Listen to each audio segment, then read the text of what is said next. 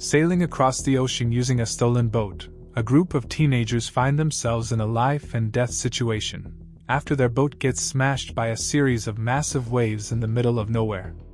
This is the unbelievable survival story of 6 teenagers who ended up being stranded on this abandoned island for 15 months. In 1965, in the Tongan archipelago, a group of boys named Stephen, David, Luke, Mano, Kolo, and Sione decided to come up with a plan to escape their boring life in St. Andrews, a Catholic boarding school in their hometown.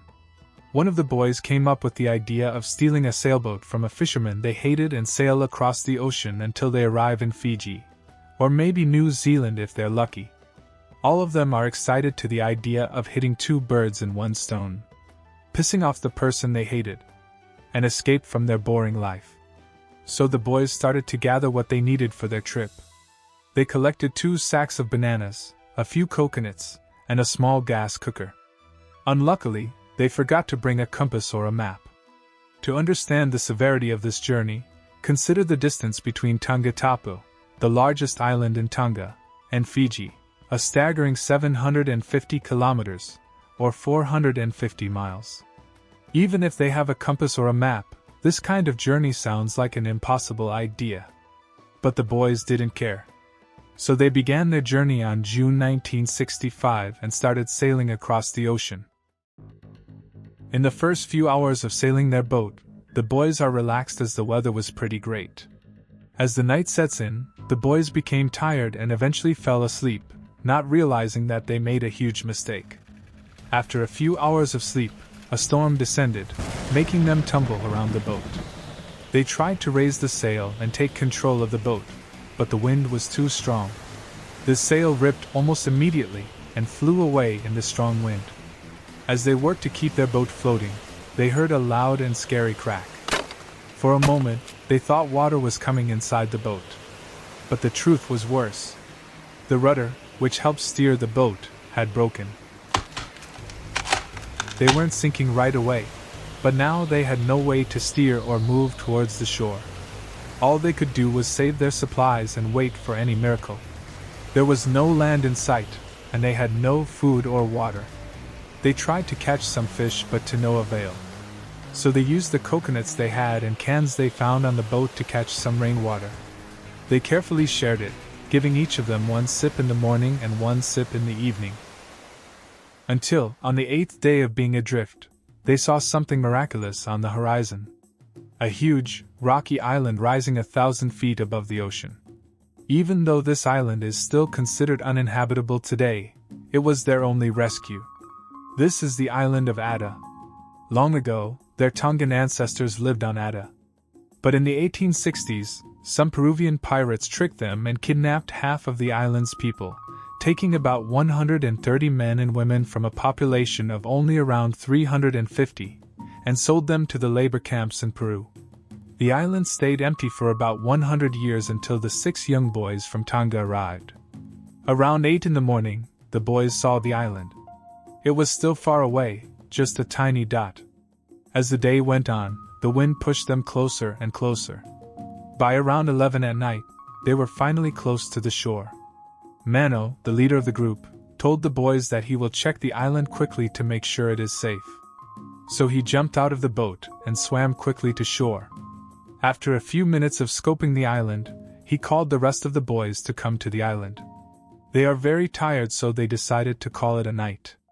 Upon waking up, their first mission was to search for some water and food so they can gain some energy and continue surviving on the abandoned island. They need to drink something immediately. Otherwise, they might get dehydrated and die. So they decided to catch some seabirds using their bare hands and drink its blood. Then, they ate the raw meat of the seabirds as they don't have enough strength to make a fire. After their first meal in a very long time, they decided to figure out where they are. Which is really challenging since they forgot to bring a compass or a map. While exploring the island, they found some improvised knives left by the island's previous inhabitants. In those first few days on the island, they survived by cutting the tops off coconuts with improvised knives to drink the milk inside. They made spears to catch fish in the shallow water. and continued catching some seabirds to drink its blood and stay hydrated. With no rain for water consumption, and no fire to cook, they decided to hike on the top of the island to see if they can find anything useful for their survival. They found an old volcano crater where their ancestors had lived long ago before they were taken away. The boys figured out that they can build a camp on that same spot where previous dwellers lived on the top of the island. They also found some food surrounding the volcano crater, like wild taro, bananas, and wild chickens that had been living on the island since it was left empty. Sione also remembered his father's primitive technique on how to extract water from trees. He cut some trees all over the island to experiment and see which one is going to work. After a few days, fresh drinkable water finally started coming out of the trunks. Now that they have some supply of food and water, the boys figured out that the next thing they need to do is to make some fire to cook their food and keep them warm at night. So after a few weeks of trying, Fat Eye succeeded to create enough friction to start a fire. They celebrated by cooking some roasted chicken and roasted seabirds, which was their first hot meal in a very long time. Their next task was to build their shelter, so Mano started weaving coconut fronds to build the walls of their house, which took him a couple of weeks to finish. They made a fireplace in the middle of their shelter and used banana leaves for bedding. Now that they had a fire and shelter, it was time to organize the rest of the island. So they decided to make a schedule for their tasks such as cooking, gardening, hunting, and guarding the fire to make sure that it doesn't die or spread anywhere near their crops. A few weeks after starting a fire, the boys tried to build a raft by chopping down some trees. But the unforgiving sea destroyed their raft soon after they tried to sail. Since it's too dangerous to escape the island, the boys decided to stay for a long haul of survival and improve what they already have. They expanded their garden and cultivated any vegetables and fruits that they can find. To make things a little bit better, Kolo built a musical instrument similar to a guitar using some salvaged scraps from the shipwreck. And to increase their morale, they also started and ended each day with a song and a short prayer. To entertain themselves, the boys built a badminton court and used bird feathers for shuttlecocks. They even built a gym to keep them fit and strong. However, even with all that they have built and accomplished within the island, they were often unhappy. Sometimes they would argue about something, but then would walk away from their friends and go into the jungle for some self-reflection. After a while, they would discuss their issues over the campfire before going to sleep, just like what adults would do. Everything was going great until tragedy hit.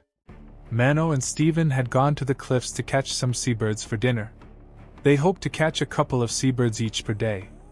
Mano already caught 2 seabirds, but Steven wasn't satisfied.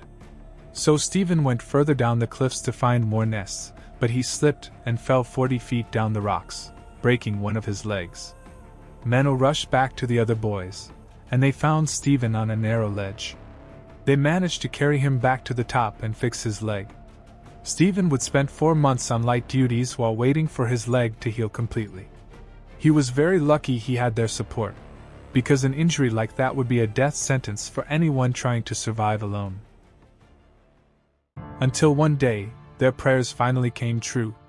Captain Peter Warner was sailing with his crew about 5 to 6 miles from the island of Ada when they saw some sort of black patch against the green background on the hills.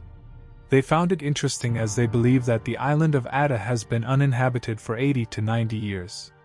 So Captain Warner decided to investigate closer. They started to hear something coming from the island until a human-like figure jumped down into the ocean in front of them. Captain Warner was concerned that the island of Ada might be a prison camp. So he prepared his rifle and told his crew to do the same. Captain Warner and his crew watched as the young man from the island climbed up their boat. And in clear English, the teenager introduced himself as Steven, one of the 6 missing students from St. Andrew's Catholic boarding school in the island of Tonga. Soon after, all of the boys managed to reach the boat and told the captain what happened to them. Without letting his guard down, Captain Warner wrote their names and called the operator at the capital of Tonga to confirm if they are actually the missing students from St. Andrew's Catholic School. After 30 minutes, they got a call back from the operator and confirmed that the boys are telling the truth.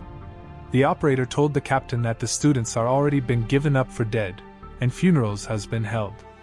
It was a miracle that they are still alive. The 6 teenagers are finally rescued on September 11, 1966.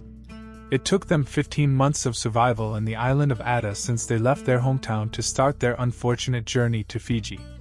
But their story wasn't over yet. When they arrived in the capital of Tonga, a local doctor checked them and was impressed with how they took care of Stephen's broken leg. However, right after being examined, they were immediately detained. Mr. Tanyela Hila, the owner of the boat they stole, pressed charges against the teenagers for stealing his property. But Captain Warner realized that he could help the teenagers once again. For context, Captain Warner is the youngest son of a business magnate who have connections in the film industry. He figured out that the story of survival of the 6 teenagers could make a decent film. So he called one of his friends who happened to be a manager of Channel 7 in Sydney, Australia while he was in Tonga. He made a deal with his friend that they can have the Australian rights for the film, if they give him the international rights of the story. Captain Warner then paid the owner of the boat so that the teenagers could avoid prison time and help with producing the film. After a few days, a team of journalists from Sydney, Australia's Channel 7 came to Tonga, and they sailed all the way to the island of Atta to make the film about the survival of the 6 teenagers. They spent a few days filming in the island and returned to Tonga. As soon as the 6 boys were released from jail, they were greeted with a big celebration. Their families had a feast for them, then the church had another feast, and finally, almost everyone from their hometown came to a third party to celebrate their return. Captain Peter Warner was declared as a national hero, and received a gift from the King of Tonga for his act of bravery by saving the boys and bringing them home. The King of Tonga asked if there is anything he can do for Captain Warner, and the captain humbly asked for permission to hunt some lobsters in the Tongan waters. Captain Warner then went back to Sydney, but before he left, he gave the boys a chance to explore the world. So he quit his job at his father's company, got a new ship, and hired the 6 teenagers as his crew. This story of survival made a positive impact in the Tongan community. It helped deliver a message to bring awareness where the adults would educate their children on how to survive in a similar situation that the teenagers experienced. However, even that is the case, some people are still criticizing Captain Warner that he just made money off the survival story of the teenagers. But Sione defended the captain because he is the one who rescued them with a genuine intention of helping another human being. Their encounter with each other was very coincidental, like destiny itself. If Captain Warner was not a rebellious child of a business magnate who decided to sail for an adventure instead of becoming a businessman like his father, the boys would probably not going to get rescued in the abandoned island of Atta.